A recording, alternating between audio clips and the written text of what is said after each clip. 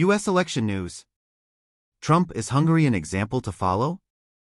We look at the fact that Donald Trump is fond of Hungary's Prime Minister, Viktor Orbán. Today's newsletter is the morning. Comprehend the thoughts and news from the day. Get up to date on the news and its significance with the help of Times journalists David Leonhardt and others. Have it emailed to you.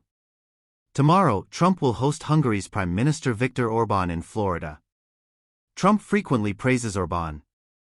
What Trump has said about him is that he is a strong man and a wonderful leader. They say he's too forceful, and that's why some people dislike him. A few of my colleagues who monitor Trump's campaign and I discussed the potential outcomes of a second term in a recent newsletter. Looking at his fondness for Orbán is another approach to comprehend his potential leadership style. In today's newsletter, I have a conversation with Andrew Higgins, who is the Chief of Staff for East and Central Europe at the Times and writes about Hungary. Modeled after Tucker. My name is David. Orbán is commonly characterized as authoritarian. However, he is not a tyrant who imprisons or murders anyone who oppose him. Tell me how he silences those who disagree with him. Dear Andrew, no longer is Hungary resembling a police state under Prime Minister Orbán's leadership, as was the case in Russia and Belarus.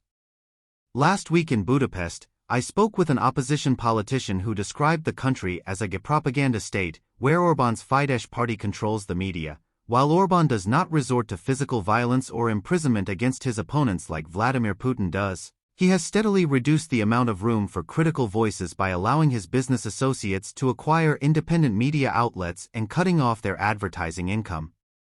Media sources controlled by Fidesz portray detractors as disloyal and abnormal. A university and other pro-government research institutes are all thanks to his financial backing. There should be shows like his Day and Night or, as you say, 24/7, Orbán said at a 2022 meeting of American conservatives in Budapest, praising Tucker Carlson as an example of the ideal media. We have accomplished that in Hungary. My name is David. The first election that Orbán won was a democratic one. To maintain his grip on power, nevertheless, he has also altered the regulations. Then what gives? Andrew, he's quite good at pitting democracies against each other. At all times, Orbán portrays himself as standing in for the democratic desire of the Hungarian people.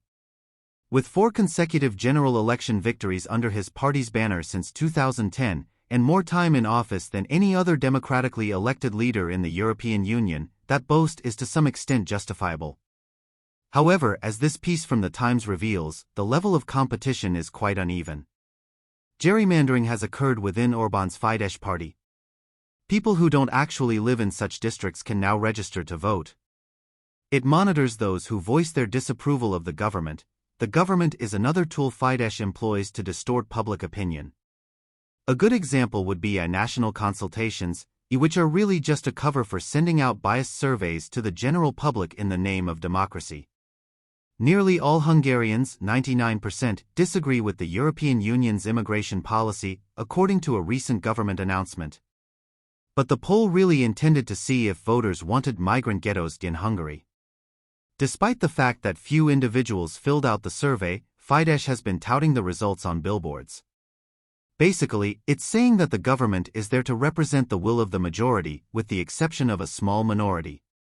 So whose side are you on? Bold versus uninteresting. My name is David. On an ideological level, how are Trump and Orbán similar? Do they have significant differences of opinion? Andrew, they're more in love with one another's styles than their ideologies. The idea of a let's simply rock the boat is something they both hold in common. Orbán recently explained his admiration for Trump by saying, "I appreciate mavericks." More and more boring, Orbán said of other leaders. As of right now, immigration and Russia are where their policies most closely align. Both men have seized on the public's fear of unchecked immigration and the prospect of nuclear war should the West arm Ukraine. China is a major point of contention between them. In his Eastern opening, Orbán aims to strengthen connections with Asia by focusing on China. China has found Hungary to be its sole dependable European political ally and a site for massive investments in electric vehicle and battery manufacturing facilities, as other nations have become cold toward the country. David, in your opinion, what lessons can Americans considering Trump's re-election draw from Orbán's tenure as Prime Minister? Dear Andrew, the United States will find it very difficult to imitate Orbán's approach due to Hungary's modest size, about 10 million people, and relatively short history of democratic elections, only 34 years. American institutions are more robust and autonomous. Media independence, in my opinion, will serve as a warning sign of impending doom. Reporting has taken me all over the world, including Russia, China, Hong Kong, and now Eastern Europe.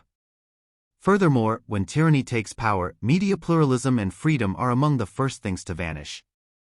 True, journalists have a tendency to exaggerate their own significance, but I was in Moscow during Vladimir Putin's ascension to power. The assault on NTV, a then independent television network, by the Kremlin in 2001 was the first obvious indicator that Russia was moving toward the modern dictatorship. Now it serves as a propaganda trumpet. Or consider China. Protesters at Tiananmen Square in 1989 screamed a number of slogans, but the one that concerned the party the most was press freedom. Opponents of autocratic leaders fear criticism.